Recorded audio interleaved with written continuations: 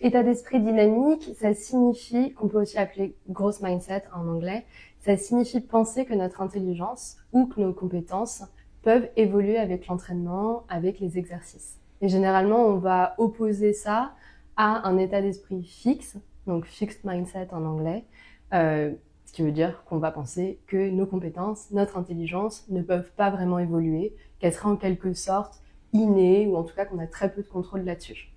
Donc, quand on explique ça comme ça, je pense que la plupart des gens vont se dire tout va bien, moi j'ai un état d'esprit dynamique, parce qu'on est sur quelque chose d'assez peu subtil. En réalité, on peut être un peu au milieu de ce continuum, et surtout, on peut avoir différentes croyances qui vont coexister. Donc, par exemple, on peut se dire, bien sûr que l'intelligence peut évoluer,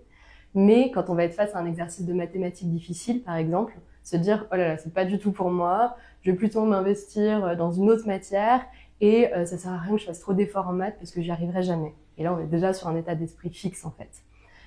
Et du coup, c'est cet état d'esprit, ces croyances qu'on a vis-à-vis de nos compétences, ça va avoir tout un tas d'impacts sur notre rapport à l'école, au travail, et puis notre rapport aux apprentissages de manière générale.